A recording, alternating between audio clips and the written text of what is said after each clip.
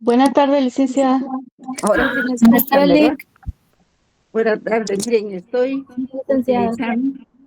utilizando una aplicación eh, por el teléfono porque no sé qué le pasó a mi computadora, ¿verdad? Entonces tengo ese problema. El problema es que no he solucionado el eco. Licenciada, justamente le iba a hablar para eso, ¿Sí? para que le baje volumen a la computadora. Ah, muy bien. Le quito todo el volumen. Sí, licenciada, y ya no soy a través del teléfono. Ah, ok. ¿Y ahora? ¿Me escuchan? Sí, Sí, ahí está licenciada. bien. ¿Me escuchan bien? Ah, va. Mil gracias, Kim. Gracias a que me ayudó Kimber, pude comunicarme con ustedes porque tengo el problema de que no puedo abrir el micrófono de la computadora. Entonces vamos a trabajar así, jóvenes. Entonces, miren, yo quería darles algunas recomendaciones antes de que iniciemos clase, ¿verdad? Entre ellas, pues, que pueden utilizar también el libro del doctor Luis César López Permo. Pueden utilizar ese libro para esta parte que estamos viendo también. Y es un libro de fácil acceso, ¿verdad? Ahora, creo que si se ve en la pantalla, sí, pues es este, ¿verdad? Que me había enseñado una compañera el otro día, ¿verdad? Sí, Pueden licenciada, yo le utilizarlo. enseñé. Es un libro de bajo costo y que puede servir para esta parte primera del curso de filosofía. Ahora bien, los exámenes van a ser así de paréntesis. Yo les voy a dar la definición y ustedes tienen que buscar el concepto. Creo que esos exámenes ustedes ya los han practicado, ¿verdad? Así es de que vamos a hacerlo en esa forma. Los puntos que van a entrar en el examen va a ser la primera y la segunda unidad. La segunda unidad, pues ya ven que nos han quitado mucho las clases, hay muchos permisos y muchos problemas hemos tenido para poder trabajar nuestras clases. Lo cierto es que el viernes también se suspenden las clases. Entonces tenemos ese problema, ¿verdad? Pero digamos que hay materiales ya para examinarse. Y los exámenes así, pues no presentan muchos problemas. Vamos a ver ahora entonces lo que es el naturalismo y el positivismo, ¿verdad? Así es de que esta es la segunda parte. Después de abordar el concepto de derecho, esta es la segunda parte que vamos a ver. Otra cosa es que ustedes ya se apuntaron ya empezaron su léxico, saben qué es epistemología, saben qué es teleología. Esas cosas deben preguntárselas, porque son puntos que van a venir en el examen, ¿verdad? Así es de que lean con detenimiento el programa y lo que yo les he dado, y los materiales que les he mandado también, porque eso va a ayudar mucho. Así es de que vamos a empezar con este tema. Quería decirles que el viernes pues no va a haber clase porque hay elecciones también, ¿verdad? Es, eh, es un problema, este semestre está muy accidentado, por decirlo así, ¿verdad? Entonces vamos a ver de qué se trata esta parte. Esto pues tiene que ver mucho con lo que es la teoría del derecho, ¿verdad? De dónde viene, cuál es su origen, en qué consiste, cuáles son las corrientes que lo alimentan, en fin, todo eso lo vamos a ver hoy. Entonces, después quiere decir que antes del examen esta va a ser nuestra última clase prácticamente. Yo lo siento mucho, pero eso está fuera de mi control, ¿verdad? Así es de que tienen que estudiar el tema y el examen va a venir en esa forma para hacerlo más fácil, ¿verdad? Vamos a ver, alguien escribió ahí algo. No, no puedo enviar ningún resumen del examen, porque eso sería enviarles el examen prácticamente, ¿verdad? Así es de que no, para eso se les da cada material que hemos visto, que se los he mandado escaneados y los materiales que hemos visto en clase, como las filminas y las explicaciones. Así es de que no esperen ningún resumen para el examen. Además, la clase de filosofía es tan amplia que es un poco difícil hacer resúmenes, ¿verdad? Entonces tenemos ahí en la pantalla, miran ustedes la presentación, ¿sí la ven? Sí, licenciada. Sí, licenciada. Licenciada. Ah, va.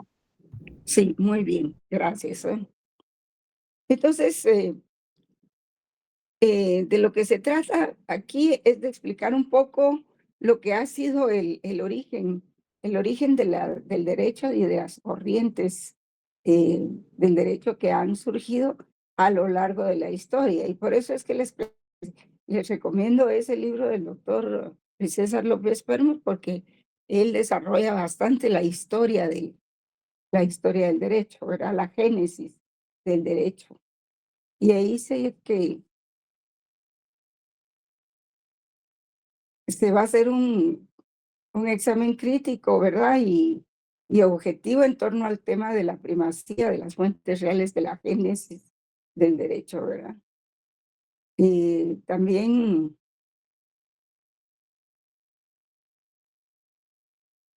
sí son fuentes del derecho, pero también son corrientes que han moldeado el derecho a través de los años, ¿verdad? Entonces, en esencia, lo que vamos a trabajar es las fuentes verdaderas, las fuentes reales del derecho. En este momento, ¿verdad? No en todo el curso. Las estrategias metodológicas, ¿verdad? Y que han dado con estas corrientes epistemológicas, ¿verdad? Que vamos a conocer. Entonces, tenemos el justnaturalismo, ¿verdad? O derecho natural que surgió hace muchos años en el orden de la creación del derecho. Ustedes saben que algo universal del derecho, pues es que existe en todas las sociedades, ¿verdad? Y pues el justnaturalismo surgió porque el hombre siempre trata de explicarse, em, tal vez de manera metafísica, cuáles son los fenómenos que le rodean. Y a falta de un desarrollo económico y social como el que tenemos hoy, pues los individuos acudían más que todo a las corrientes religiosas, ¿verdad? Y la religión fue un fenómeno que apareció eh, y casi al mismo tiempo que el derecho, ¿verdad? Y casi al mismo tiempo que el Estado. Entonces la religión siempre ha existido. La religión politeísta o no, ¿verdad? Pero siempre ha existido. De tal suerte que la primera corriente que tenemos es el justnaturalismo o derecho natural. Y este sistema filosófico, pues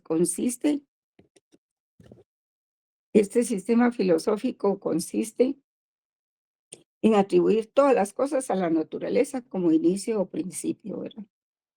Puede definirse como la doctrina que considera el derecho desde el punto de vista natural. ¿Qué es el derecho? ¿De dónde viene?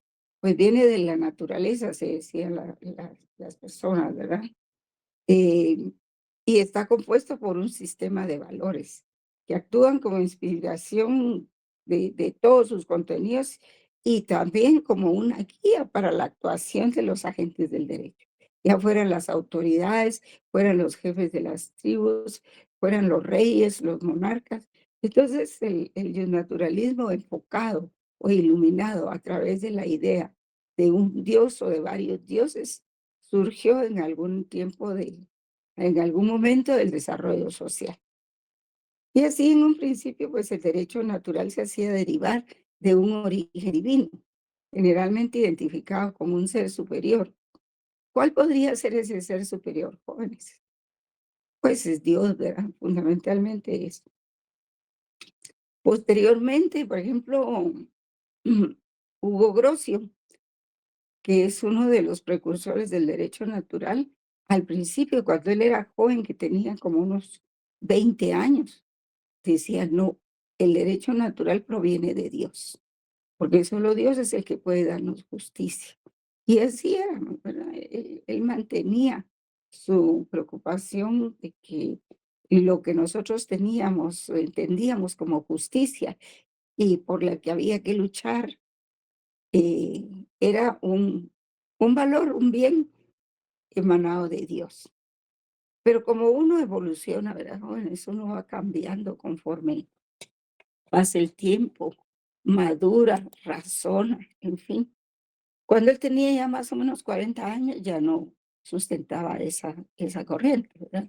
Sino aceptó de que el hombre pues tenía raciocinio y que el derecho natural podía derivarse de la razón o del raciocinio del hombre, no necesariamente de una deidad, ¿verdad?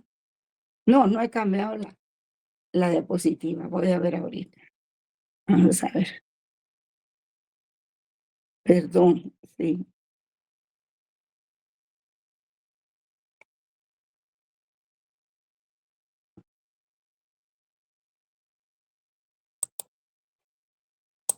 Aquí tenemos, ¿estamos bien ahí, jóvenes?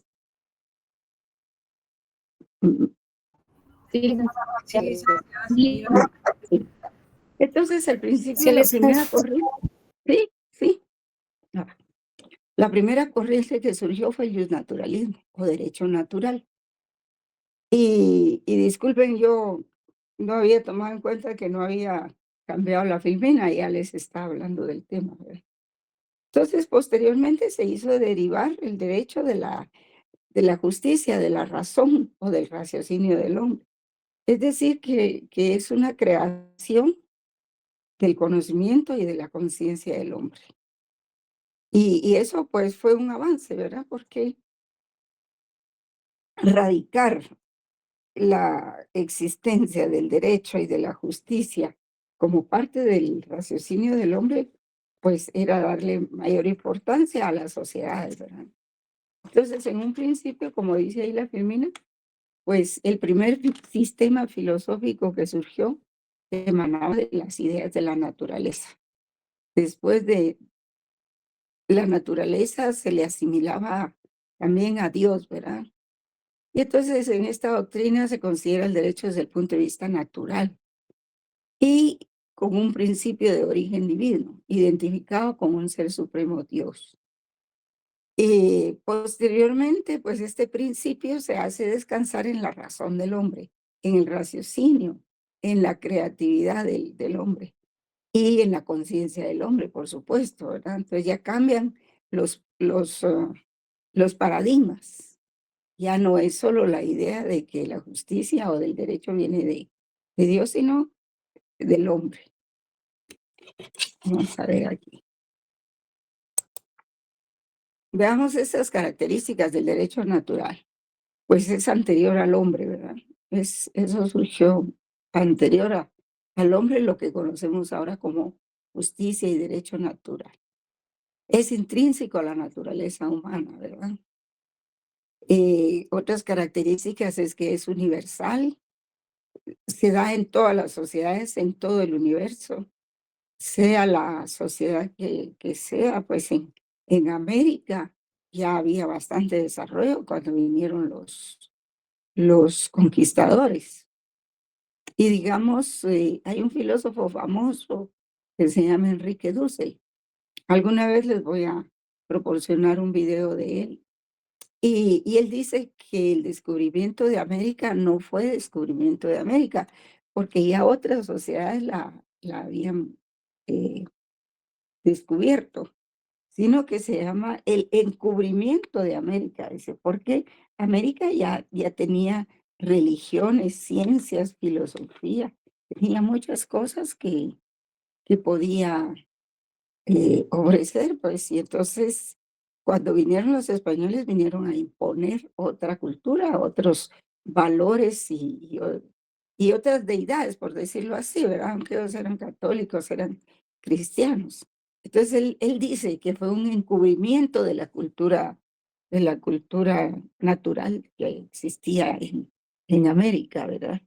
Con todos los, no se puede decir indígena, porque miren, el término indígena es un término que denota pobreza, que se asocia a la pobreza y al antidesarrollo, ¿verdad? Sino que eran los nativos que existían en América. Y pues que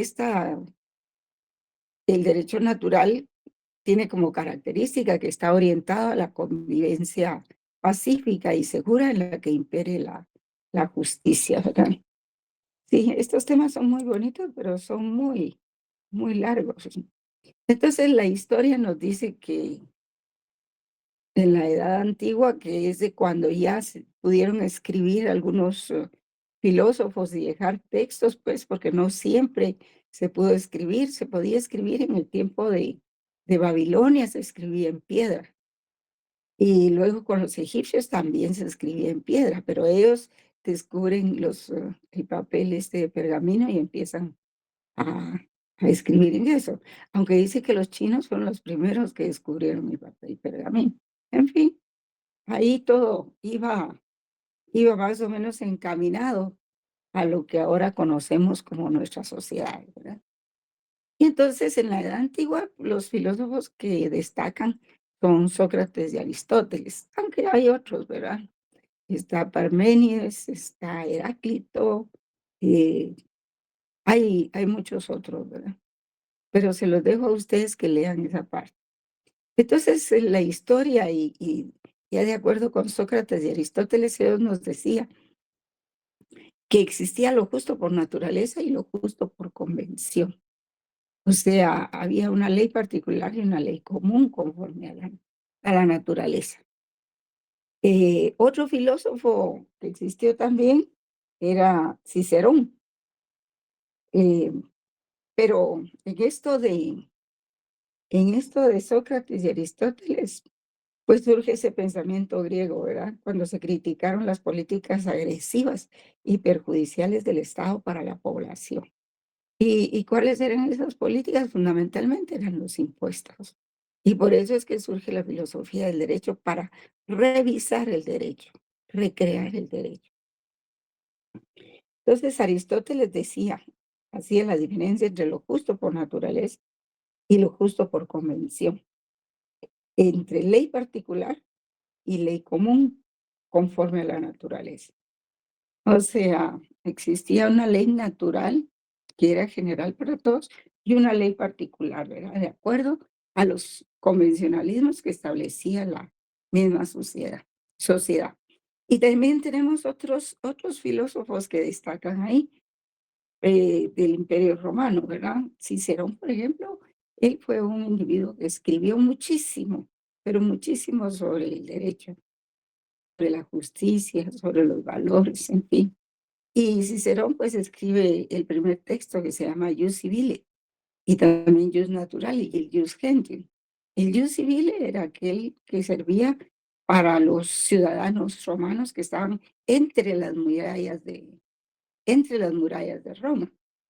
El Jus Naturale, por supuesto, que consistía prácticamente en el derecho natural, proveniente de la naturaleza, y que se asociaba con la justicia. Y el jus gentium, que era el derecho, prácticamente el derecho internacional, que surgió para regular las relaciones entre los eh, extranjeros, ¿verdad? ¿Cuál era el tratamiento del imperio con relación a los extranjeros? Un poco lo que está pasando ahora con Trump, ¿verdad? Y los migrantes. Solo que en aquel entonces, pues creo que era más incluyente, ¿verdad? Gallo, que es otro filósofo, también escribió sobre el Jus Civile, o sea, las leyes para los ciudadanos romanos. Y el Jus Gentium, que era para los ciudadanos, perdón,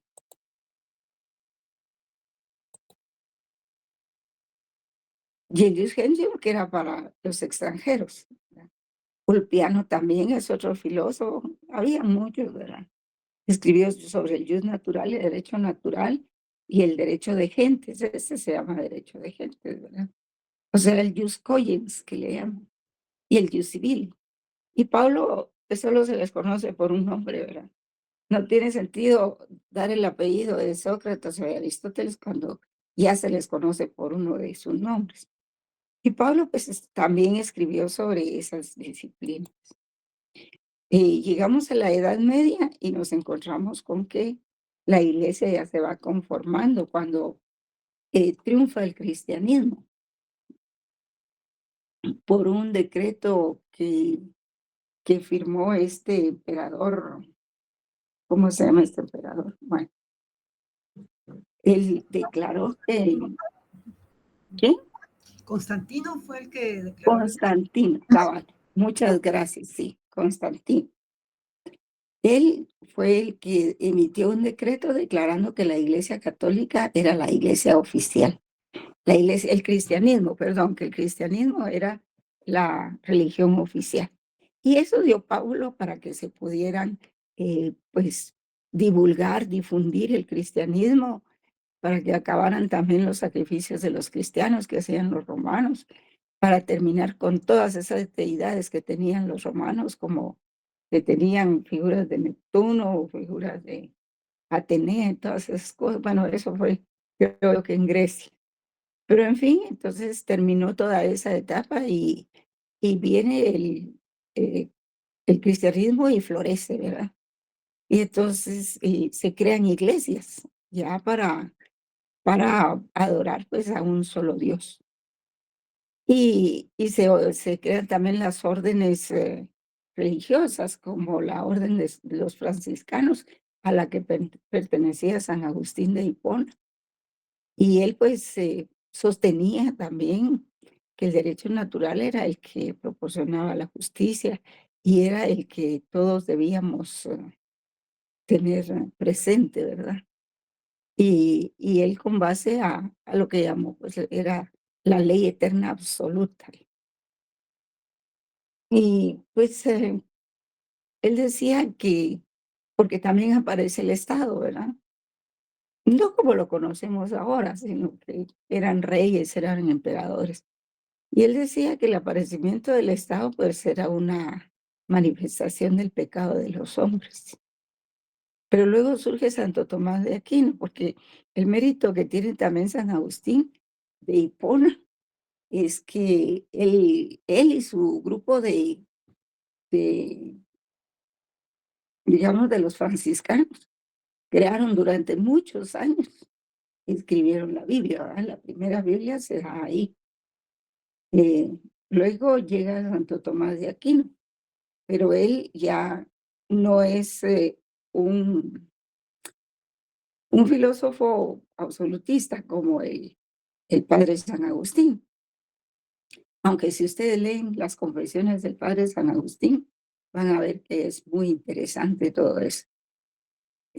Para quien quiera ahondar en el tema, ¿verdad? Santo Tomás de Aquino, pues reformula Fíjese, la ley líder, eterna. que Sí. perdón, platicando justo ahorita sobre las confesiones, un libro que sí abordé un tanto en un tiempo, la verdad es que complejo la manera que se expresa San Agustín en este caso, Ajá, sí. porque mucho sobre el derecho, habla muy de derecho, pero sí más esta ley eterna absoluta, ¿no? Que al final es como que un encuentro personal con esta ley eterna absoluta, ¿no?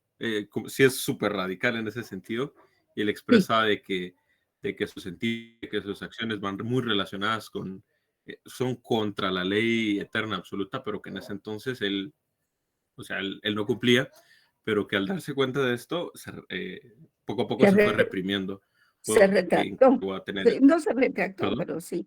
No ajá, se retractó, pero sí se sí, fue y suavizando. reprimió, ajá, en ese Sí, sentido, porque, por ejemplo, que llegó a ser obispo, pero tuvo esposa, tuvo un hijo, sí. entonces es Ajá. bastante interesante cómo hacer la relación con la letra, ¿no? comentario. Sí, es cierto, sí. Él va cambiando, lo que le pasó a Hugo Grocio también, ¿verdad? Que a los 20 años él decía que el derecho natural provenía de Dios y después a los 40 años cambia la tesis, ¿verdad? Y entonces viene Santo Tomás de Aquino y él funda algunas escuelas. Y por eso a la época de Santo Tomás de Aquino se le dice la escolástica, ¿verdad? Porque él funda escuelas para conocer la Biblia y para hablar también de la ley eterna relativa. Y fue el primero que mencionó el término equidad entre las leyes, entre la aplicación de las leyes eh, para los súbditos. Pues dijo que si bien el emperador o el rey tenía un poder absoluto, también era cierto que debía de velar porque hubiera equidad en la aplicación de la ley. Eso fue muy, muy interesante. Pero esa parte no se las voy a preguntar, es solo como cultura.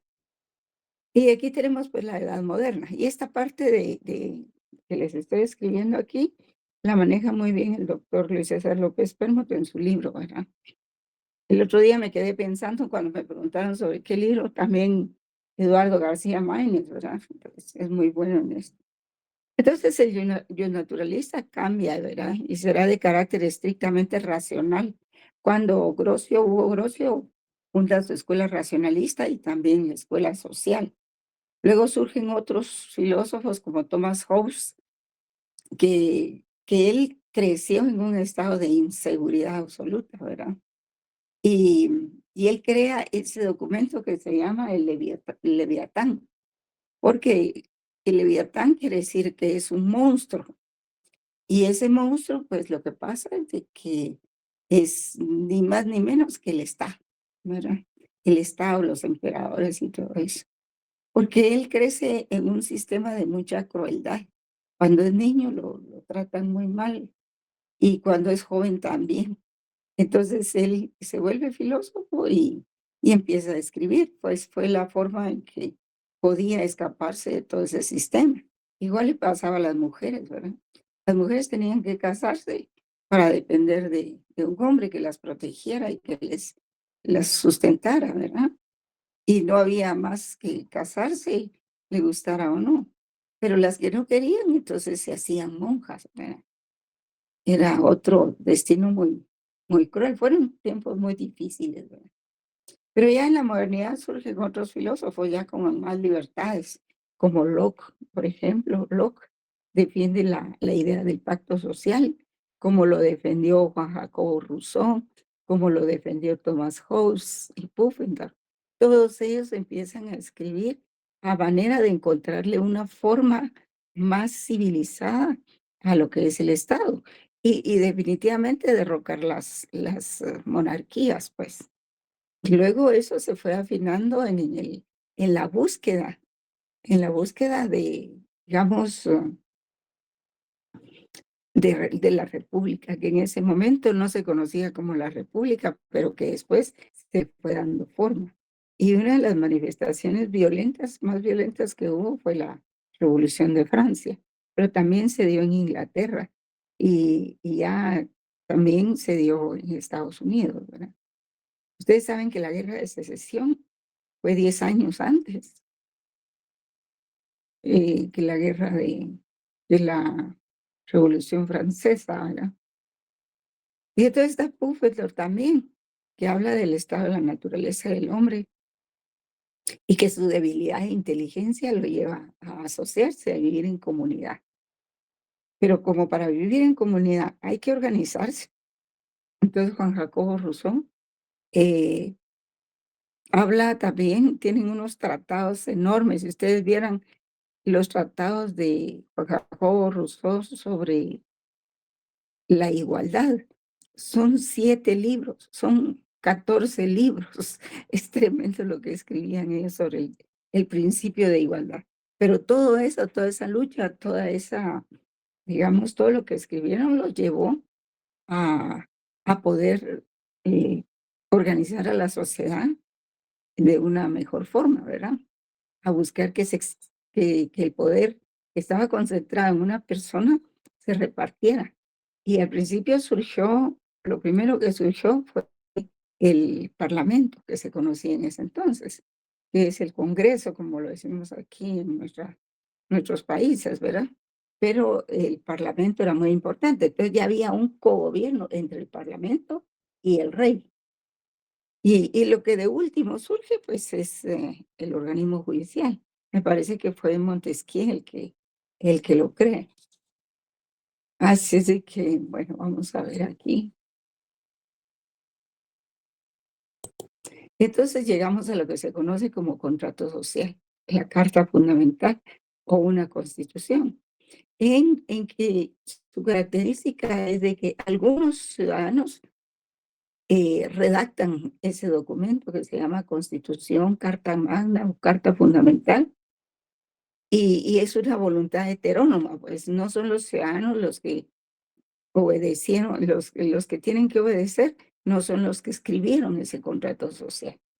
Y por eso una de sus características es la heteronomía, que no es distinta de la autonomía, porque la heteronomía quiere decir que esa ley viene de otras voluntades distintas a quienes las tienen que cumplir. Entonces eso implica un sometimiento de los individuos de la sociedad a la voluntad general, ¿verdad? Y Kant, pues, es el filósofo de la libertad. Y el asentarse en esas teorías de la libertad es precisamente dar un argumento de validez para que se estableciera el contrato social en los principios de igualdad, libertad, igualdad. ¿Y cuál es el otro principio que emanaba de la Revolución Francesa? Fraternidad. ¿Cómo? Fraternidad. Fraternidad, sí. Fraternidad, libertad, igualdad y fraternidad. Y se hacen esas grandes proclamas de los derechos del hombre, por ejemplo, que era lo que yo les hablaba, que eran esas cartas de fuerza, ¿van? Que se fueron creando entre todas las sociedades, entre el mundo hablante, ¿verdad? Por supuesto que aquí estamos regresando a Europa, ¿verdad? Entonces también existe la teoría o la corriente del positivismo jurídico, que ustedes pueden ver ahí. Y uno de los precursores del positivismo jurídico es precisamente Kant. Se llama Immanuel Kant, que es el filósofo de la libertad. Él siempre busca la libertad. Él pertenecía a la escuela histórica alemana del siglo XIX. Y ellos son los que fundan esta otra corriente del derecho. No digamos en contra del naturalismo, pero ellos fundan el positivismo, porque el naturalismo es un derecho no escrito. En cambio, el positivismo viene a ser el derecho escrito, que significa, como dice ahí la Filmina, el derecho puesto por los legisladores. Un poco en oposición al derecho natural, ¿verdad? Que ese era intuitivo, el derecho natural. El derecho positivo es escrito. Y viene otro filósofo de la modernidad, mucho más acá, nos estamos saltando siglos completos, que es Haskell, ¿verdad? Él también aboga por el positivismo jurídico, o sea, por el derecho producido por actos de la voluntad del hombre. Y hace, pues, entre eso, la distinción entre derecho y moral, entre derecho y justicia. Pero siempre abona en que dice que por su medio la moral se proyecta en el derecho, no es que una cosa sea la moral por aparte y otra cosa sea el derecho, porque el derecho tiene que ser moral, ya lo vamos a ver más adelante. En la tercera unidad, el derecho tiene que tener relación con la moral para ser legítimo, porque no se puede pensar en una forma de comportamiento muy diferente a lo que piensa la mayoría de las personas que integran una sociedad. Entonces, un poco el derecho de los legisladores también, de los del Parlamento en ese entonces, no se conocía como Congreso, debe ser correspondiente con la exigencia jurídica y política y a la seguridad jurídica. Y si ustedes ven estos términos, exigencia política y jurídica y la seguridad jurídica, aquí es donde se van conformando lo que hoy conocemos como valores en el derecho. Por supuesto, está la justicia, ¿verdad? Pero como Hans Kelsen dice que para estudiar el derecho hay que quitarle todo, hay que aislarlo de todo, pero eso no es totalmente cierto, ¿verdad? Entonces vamos con Norberto Bobbio. Miren, Norberto Bobbio está ahí en ese libro del doctor Luis César López Fermo. Él es el único que resume lo de Norberto Bobbio con otros filósofos de la modernidad que son muy interesantes. Dice Norberto Bobbio, pues distingue 3 aspectos del positivismo jurídico: como metodología, como actitud éticamente neutral, y para distinguir una norma jurídica de una que no lo es, con un sistema determinado de valores. ¿Ustedes se recuerdan qué es metodología, jóvenes? ¿Qué es método en filosofía? ¿Se recuerdan de eso? Tendrán la definición, lo tienen presente, porque esas cosas van a venir en el examen. No es para que me lo contesten ahorita, se los recomiendo nada más. Entonces ya se va conformando con Norberto Bobbio lo que él llama la teoría del derecho positiva o la teoría positiva del derecho, que vincula la existencia del derecho a la formación del Estado. Positiva porque está escrita, ¿verdad? Entonces, todo el derecho que se escribe conlleva la organización del Estado, porque para eso es la Constitución también. Tiene su parte dogmática que tiene sus, habla sobre los derechos humanos, y su primer artículo, pues, que cita es el derecho a la vida, ¿no? Y tiene su parte orgánica, que es la parte que organiza el Estado.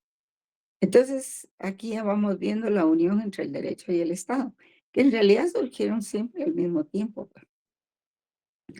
Y la ideología de todo derecho positivo, de que todo derecho positivo es justo solo por ser derecho positivo, sin importar si su contenido es justo.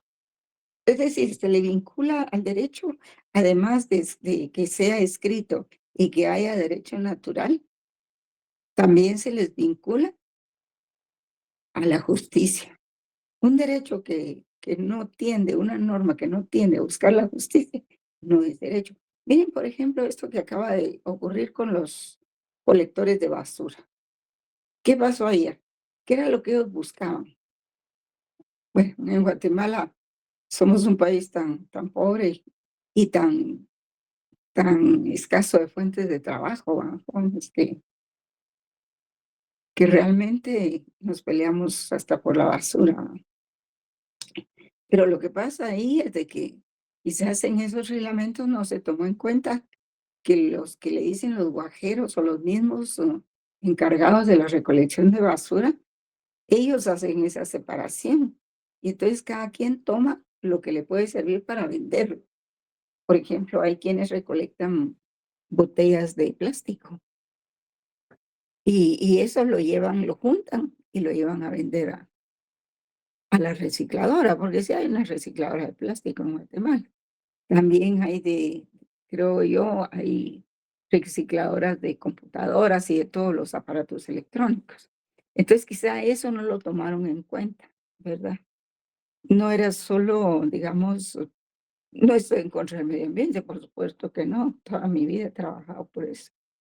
Pero dentro de esas cosas había que ver, pues, algunas cuestiones que tendieran a la justicia, pues, de esta gente, porque si no tienen ese ingreso, ellos no tienen otro ingreso para vivir. Ahora, si se les dan otras opciones, maravilloso, ¿verdad? Pero quizás no por mala fe ni nada, no tomaron en cuenta ese aspecto. Y por eso dice que aunque sea un reglamento de reciclaje, tiene que buscar la justicia. Lo que les quiero decir es que toda ley, todo reglamento tiene que buscar hacer justicia en una sociedad. Y por eso es esto que se dice aquí, la ideología de que todo derecho positivo es justo, solo por ser derecho positivo sin importar su contenido, ni si es justo. Pues esa ideología llega más allá de ser ideología, es una realidad. Entonces, pues el instrumento idóneo para obtener ciertos fines como el orden, la paz y la seguridad jurídica es la ley, porque la ley trata de buscar la armonía, ¿verdad? Si tal vez ese reglamento se hubiera dictado en otra forma, claro que la gente se aprovecha, ¿verdad? Y empiezan a dar muestras de poder, de que ellos pueden poner 300 camiones y paralizar la ciudad, porque eso tampoco es correcto, que no solo los de la basura tienen derechos, también toda la ciudadanía que circula por esas calles, ¿verdad? Así es de que ahí hay algunas desviaciones dentro de esas solicitudes de reivindicación de sus derechos. Entonces tenemos otras tesis, por ejemplo, de la de Alf Ross, que que es otro filósofo, pero ya de la posmodernidad, ¿verdad? Y dice que el derecho que es no es igual al derecho que debe ser. ¿Qué relación tiene el derecho que debe ser, jóvenes? ¿Cómo se conoce también? Mire, yo voy a tratar de darle ingreso a los que están, pero con los problemas que tengo con mi computadora, espero no perderla. Ah, no, ya no hay. Bueno, entonces, las tesis principales de Alf Ross es de que el derecho que es no es el mismo que debe ser, que el derecho inmoral, derecho que es y el derecho y la moral y el derecho que es. Ah, sí, que hay que preguntarse qué relación hay entre derecho y moral, porque el derecho y la moral constituyen el derecho que es. Pero si nosotros lo asociamos con el mundo de la deontología, o sea, el mundo de deber ser, ese nos va a decir qué debe ser, cómo debe ser el derecho, que es hacia lo que vamos con la filosofía del derecho, a buscar cómo debe ser el derecho. Y hay una concepción imperativista de las normas jurídicas también, ¿verdad? Que son imperativas, se imponen, se hacen obligatorias. También que son un conjunto de normas que se aplican por la fuerza. Sí, por la fuerza pública, pues, la fuerza del Estado. Porque si el Estado no tuviera esa fuerza, pues no tendríamos cómo aplicar el derecho. ¿Cómo es que se hacen efectivas las sentencias? Por la fuerza del Estado, por la fuerza pública, ¿verdad? También que existe una concepción mecanicista. Sí, se critica esta concepción mecanicista de los jueces que aplican el derecho, pero que no lo crean. Hay muchas sentencias jóvenes, por ejemplo, en derecho laboral. Yo hice una pequeña investigación sobre las sentencias laborales. La hice hace como 3 años, como 5 años. Y me encontré como con que ellos ya utilizaban un formato, pues, y nadie se sale de ese formato. Y a veces hay situaciones particulares que deben tomarse en cuenta, ¿verdad? Entonces ya es una acción, una concepción mecanicista de algunos jueces de solo utilizar pues los machotes. Y entonces solo están aplicando la ley, no la están creando. Porque para eso, para crear, habría que argumentar, analizar muy bien las instituciones y todo. Pero bueno, también una justificación que me dieron los jueces es que hay mucho trabajo, ¿verdad? Mucho trabajo. Y así no puede uno como que ser muy creativo. Pero sí, la otra tesis que él desarrolla es que todo ordenamiento jurídico debe ser obedecido. Ya después vamos a ver en la otra unidad de qué se trata la obediencia al derecho y cuál es el impacto de que todos obedezcamos como borregos el derecho, ¿verdad? Sin ningún análisis crítico. Y la otra tesis es la negación del derecho natural, anterior y superior al derecho positivo. Voy a ver si hay alguien que esté esperando ahí para ingresarlo, porque aquí me llegan avisos, pero ya cuando yo lo busco no hay quien. No hay quien esté esperando. Una compañera que se llama Carla Gárnica que está solicitando, pero y le voy a decir que ponga otra vez Pero- su solicitud. Sí, no sale Está en el chat. no sale aquí en la solicitud de ingreso.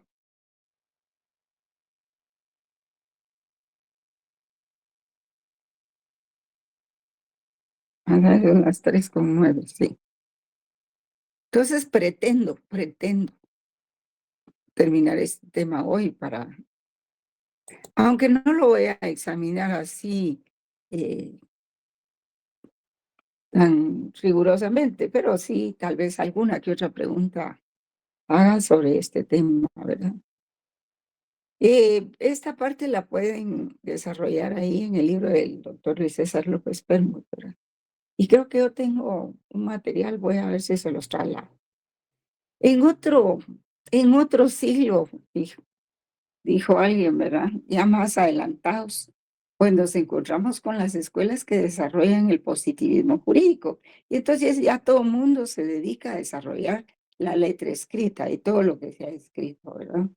Y en primer lugar, uno de los protagonistas de esto son lo que se llamó la escuela de los glosadores y los posglosadores. Pues ellos dieron muchos aportes a la creación de las ramas del derecho, especialmente del derecho internacional privado, ¿verdad? Y eso dio lugar también a la teoría de las corporaciones, a la teoría general del derecho, a la teoría general del derecho penal, los procedimientos penales, los civiles y todas las necesidades del derecho adjetivo para cubrir todas esas necesidades prácticas. Bueno, voy a ver si está ahí la solicitud de ella para ingresarla. Ahí está. Ahí está. Bueno, para que no me reclamen. Entonces todo esto ya fue más o menos en el siglo XIX, principios del siglo XIX. Y estos posglosadores, pues lo que hacen es que hacen un gran trabajo de recopilación de normas y de separación de normas por materia, ¿verdad? Por tema que encuentran ellos que debe regularse. Y las primeras, digamos, la primera separación que se hizo del derecho positivo fue el derecho público y el derecho privado. Esa fue la gran separación, la primera, ¿verdad? También surgió en esa primera separación el derecho internacional de las demás ramas. Y después en el derecho internacional, pues se desarrollaron las normas del derecho internacional público y las ramas del derecho internacional privado. Creo que esto de la escuela de los glosadores lo ven muy bien ustedes en derecho internacional privado, porque yo di muchos años ese curso. Y ahí es donde se estudian las escuelas de los glosadores y posglosadores. Y entonces aportan mucho a la creación de las ramas del derecho, como les decía. No solo derecho penal, sobre todo derecho civil, que era el derecho privado. En 1789, posterior a la Revolución Francesa, pues se da el pensamiento naturalista de la Ilustración. Ustedes han oído en alguna parte que surgió una etapa muy bonita, que era la de la Ilustración, donde florecieron florecieron las ciencias, floreció la filosofía, y es lo que se le llama, o el doctor Luis César López Permut le llama el positivismo filosófico. A ese gran movimiento que fue asociado al renacentismo, porque el renacentismo, pues es donde se rompen las cadenas, ¿verdad? La Iglesia Católica pierde poder, porque al principio en la Edad Media se vivía un tiempo que se le llamaba teocracia, teos, Dios, kratos, poder. Y la teocracia pues implicaba, quería decir, un poder de la iglesia. Todos estábamos bajo el poder de la iglesia, incluso el emperador o el rey. Se lo tenía que consultar todo a la iglesia antes de hacerlo. Tan es así que Enrique VIII pues le pidió permiso a la iglesia católica para poderse casar, para poderse divorciar de de María Tudor, me parece, porque él quería casarse con Ana Bolena. Y la iglesia se lo prohibió, dijo que no se podía divorciar. Pero vean ustedes el poder que tenía la iglesia. Entonces vino Calvino y otros y le aconsejaron al rey que se separara de la iglesia católica y que se fundara una nueva iglesia. Y es así como surge el movimiento del protestantismo. El protestantismo se llama así porque es una protesta en contra de la hegemonía que ejercía la iglesia católica, ¿verdad? Entonces ellos irrumpen con esa nueva corriente ideológica que es el protestantismo y fundan la iglesia anglicana. Entonces la iglesia anglicana sí le dio la autorización al rey Enrique VIII para que se divorciara y se casara con Ana Bolena. Y ahí es donde empieza a perder poder la iglesia católica. Y pues ya después, digamos, la iglesia católica tenía poder sobre todo, ¿verdad? Acuérdense si ustedes en ese tiempo de la Inquisición, uno de los propósitos de acusar a ciertos individuos era precisamente para despojarlos también de sus riquezas, de sus bienes.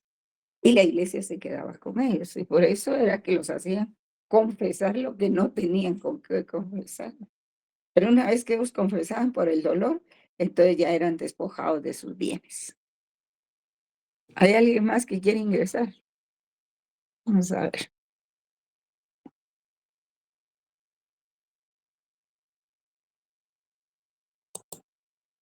Pues no veo, no veo.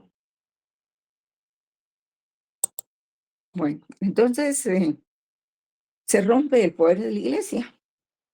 La iglesia pierde poder, desaparece la Inquisición y surge esta nueva iglesia. Surgen 3 iglesias, la anglicana, la evangélica y varias sectas así de ese tipo, ¿verdad? Y entonces también eso tiene impacto en el Parlamento. Y no es fácil que el Parlamento esté de acuerdo con que la Iglesia Católica ya no tenga poder. Y así hay una serie de guerras de este famoso peleador que se llamaba Cromwell, el coronel o general Cromwell, algo así, que él fue el defensor del Parlamento y él decía que a como diera lugar, el Parlamento tenía que existir y que no se podía eliminar en búsqueda de otro tipo de instituciones y de la Iglesia, ¿verdad? Entonces, así como surge entonces algunos movimientos en Inglaterra, surge la Guerra de los 100 años en Alemania, que no fue sino en Alemania fue la pelea digamos, de los eh, siervos de la gleba para pelear en contra del sistema feudal hasta que lo desaparecieron. Pero imagínense usted, duró 100 años esa guerra, tremendo. Entonces ahora realmente tenemos una sociedad pues que pues con todos los problemas que hay pues tiene cierto confort, ¿verdad? Y no estar uno en su casa pendiente de que vengan otros con hachas y con palos a matarlo y sacarlo de su propiedad, ¿verdad? Entonces se da la escuela exegética en 1789, posterior a la Revolución Francesa, pero surge un pensamiento también de que todo tenía que hacerse por una ley, que solo había que obedecer lo que decía la ley. Y entonces, por eso dice aquí en el párrafo segundo, hay una excesiva fe en la relación, en la razón, o sea, en la razón, en el derecho elaborado, ¿ah?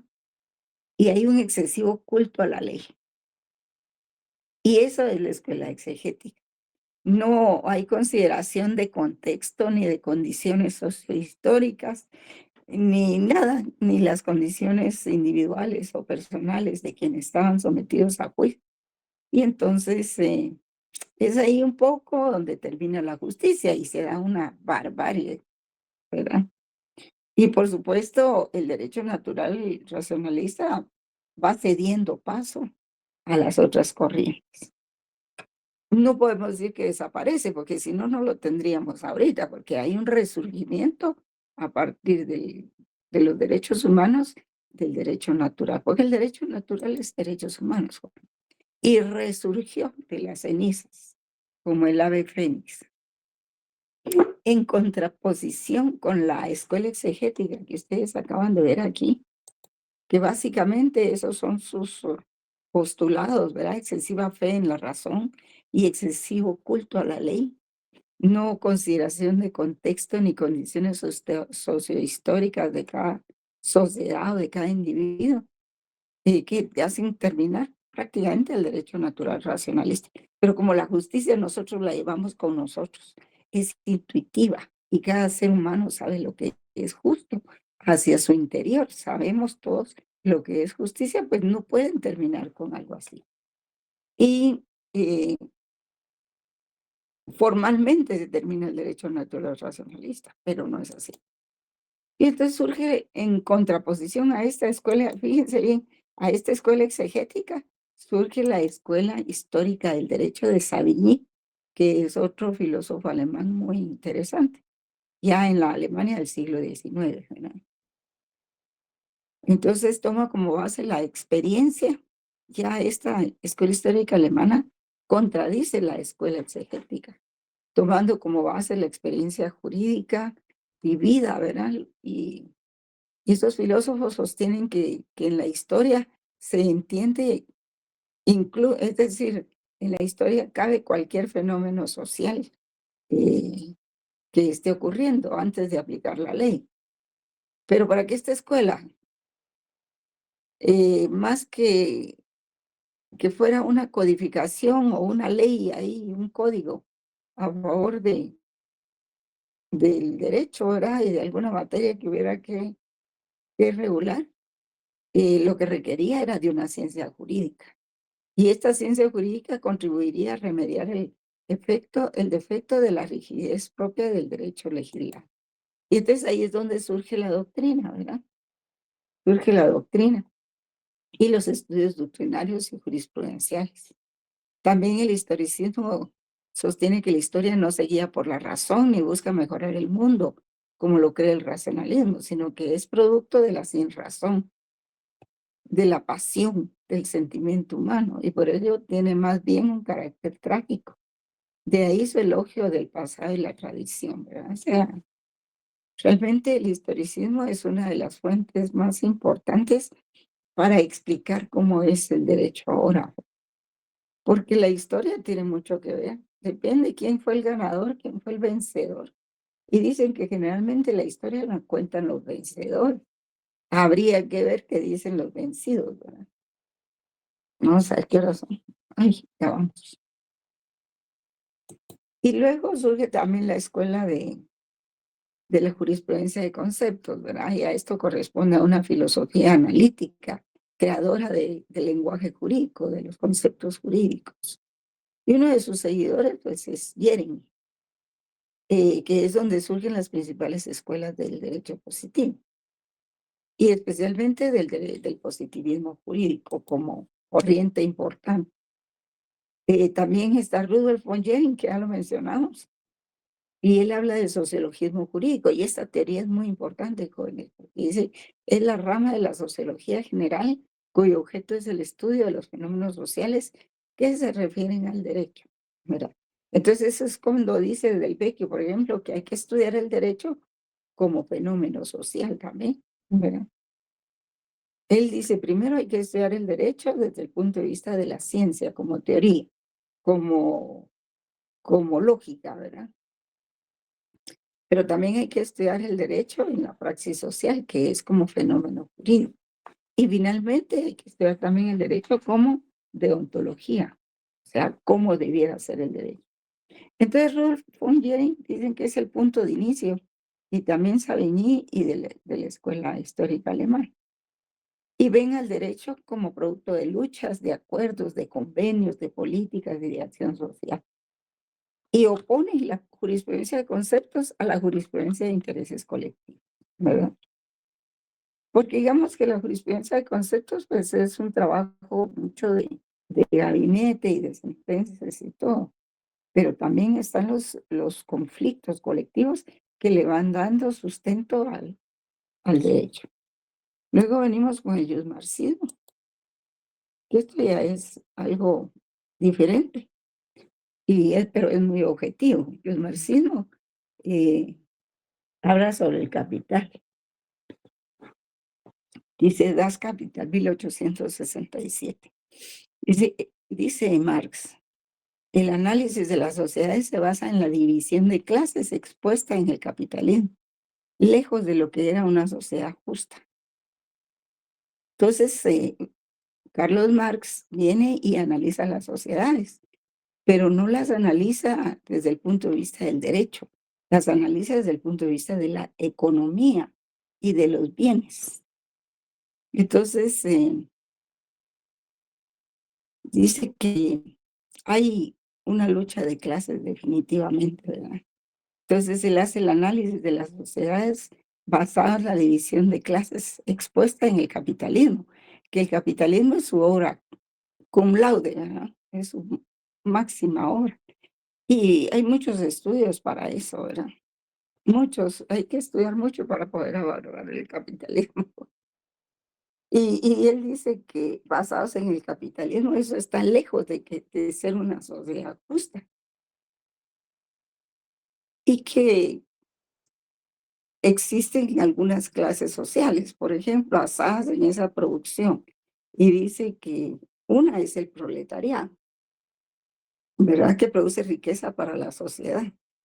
¿Y quiénes están en esta categoría? Pues están los obreros y los operarios, ¿verdad? Como decir aquí, los pilotos, aún los recolectores de basura, ¿verdad? Y toda la gente de servicios, la gente que en su mayoría se está yendo a los Estados Unidos porque ahora la están regresando, los cortadores de verdura y todas esas personas. Y entonces dice, él divide al proletariado ordinario, que son aquellos que todavía consiguen trabajo. Y también está el lumpen proletariado, que son los que están en pobreza absoluta, que son los mendigos, los inmigrantes, los que no tienen ningún trabajo y no tienen ninguna preparación, ni habilidad, ni edad, ni músculo, ni nada para tener un trabajo, que quedan excluidos completamente, los que viven en las calles, ¿verdad? Entonces, dice que el proletariado ordinario todavía consigue trabajo y el hombre proletariado, pobreza absoluta. Y está la burguesía, ¿verdad? Que son la clase que posee los medios de producción. ¿Cuáles son los medios de producción, jóvenes? Pues son fincas que producen café, cardamomo, que producen verduras, que producen esas palma africana y todo eso que tanto daño le hace al país. Ellos son parte de la burguesía. Y ellos se organizan también. Y sus organizaciones son, por ejemplo, ANACAPE, el CACIF, las cámaras, etcétera. Y ellos compran el servicio del proletariado para su explotación. Entonces, el Estado, dice Marx, es el Estado es el aparato político, económico y social de esta clase, con la que obligan a mantener, por ejemplo, tantas horas de trabajo, a mantener salario mínimo, a mantener sueldos escasos, a que hayan pocas fuentes de trabajo, porque si hubieran muchas fuentes de trabajo, yo les aseguro que lo que pasó ayer no ocurriría, ¿verdad?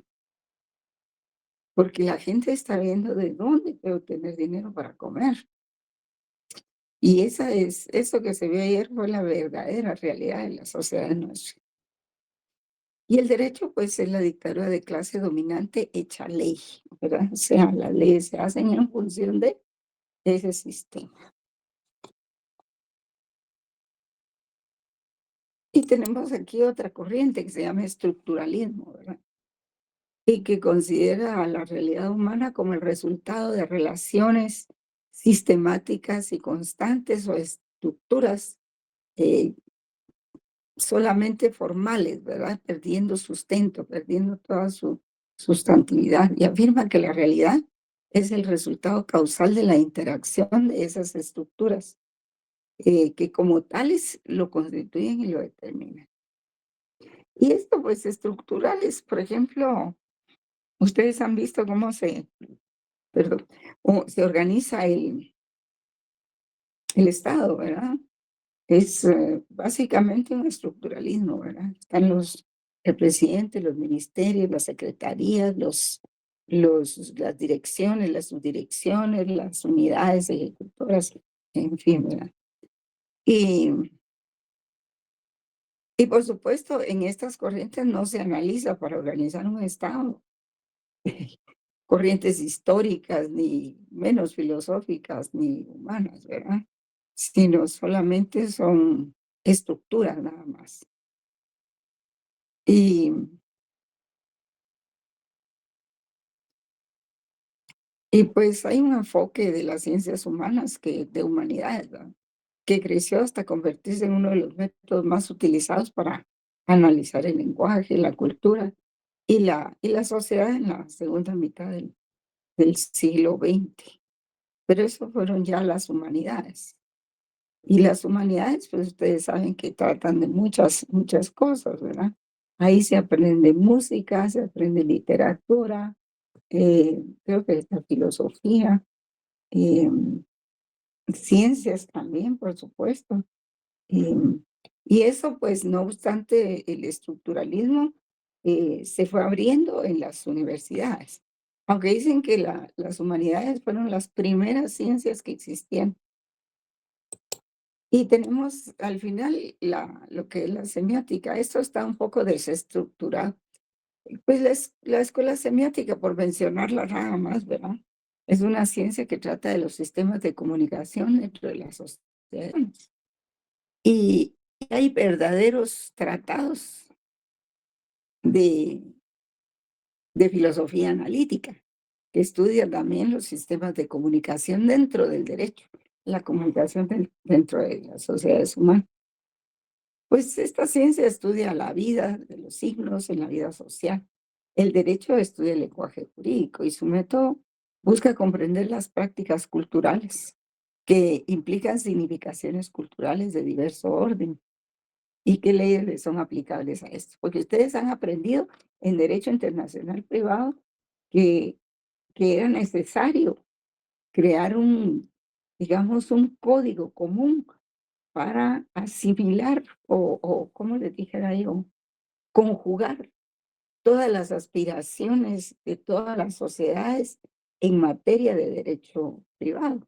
Por ejemplo, cómo se hace una boda, cómo se hace un matrimonio, qué significa, cuáles son los requisitos en Arabia y los requisitos en Guatemala, qué es lo que tiene que tomarse en cuenta.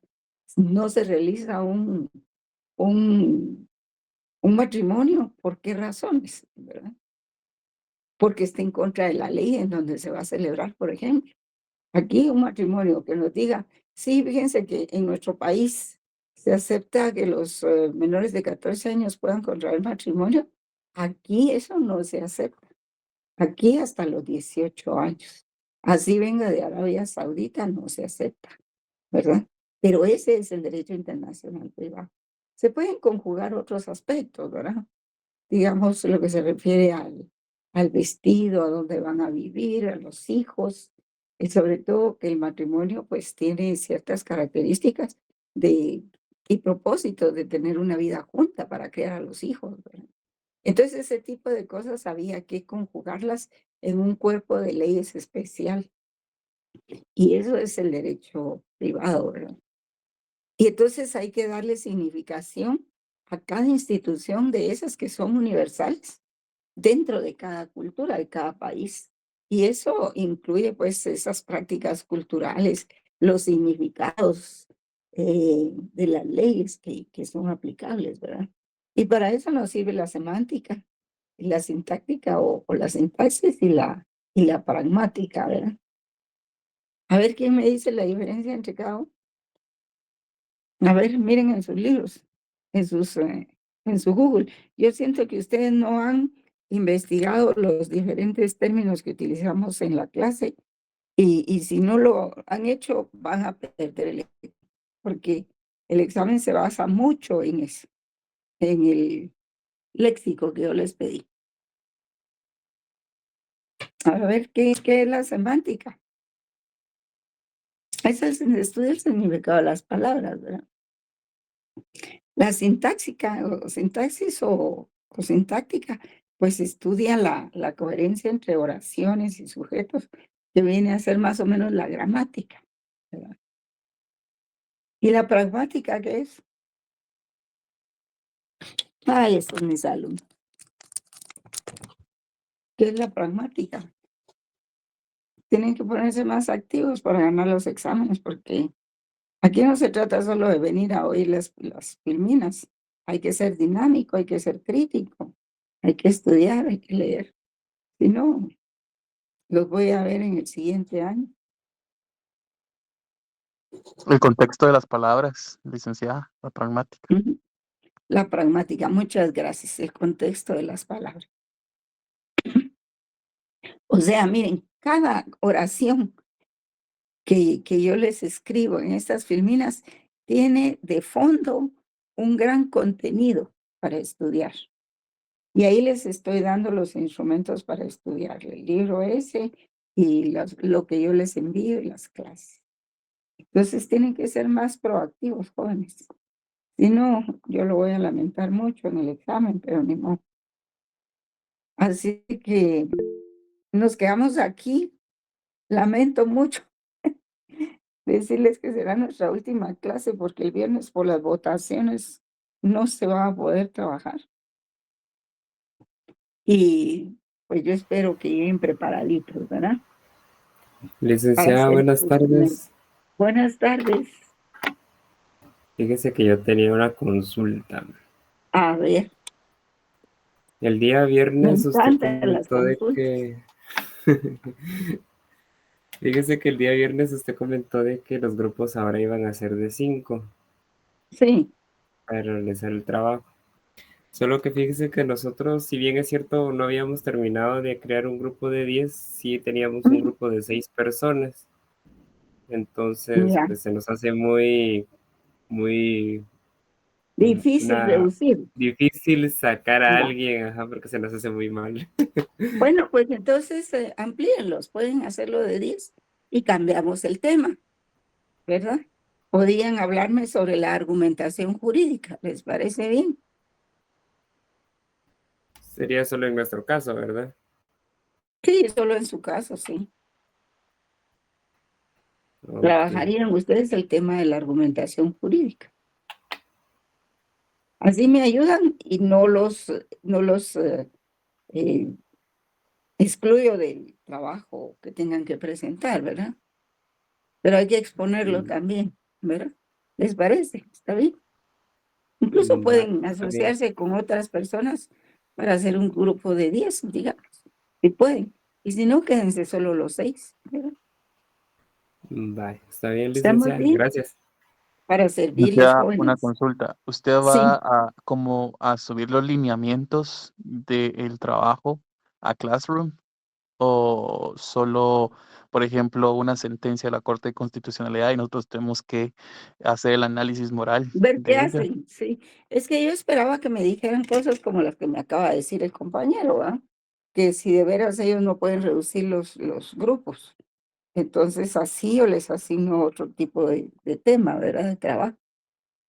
Voy a trabajar en eso y se los envío por el tablero, por el tablón, perdón, Muchas el gracias. tablero.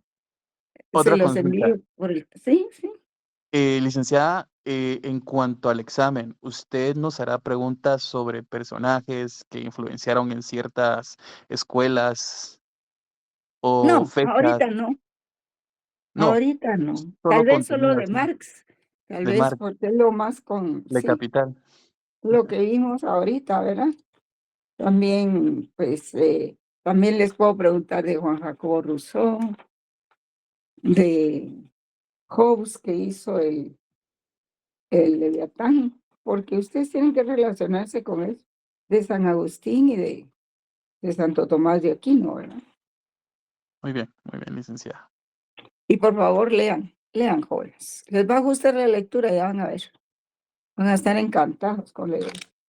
Bueno, entonces yo les deseo pues que tengan un fin de semana muy bueno y nos veríamos el 25, ¿verdad? Porque ya nos pusieron la fecha, creo que es martes, ¿verdad? Licenciada, la sí. hora va a ser a Sí, las tengo. 2:30 tiempo de clase. La hora del examen. Sí, va a ser como a las 3, para que aquellos que tienen problemas con el tránsito lleguen, ¿verdad? A Muy las bien. 3 de la tarde vamos a hacer el 3 de la examen. tarde. Muy bien, gracias. Exacto. Bien, jóvenes, ha sido un gran gusto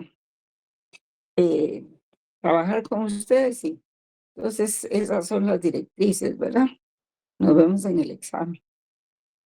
Nos vemos, Hasta licenciada. pronto, Feliz jóvenes. tarde. Hasta pronto. Gracias. Buenas tardes. Feliz semana. Feliz Bueno. tarde, licenciada. Hasta pronto, jóvenes.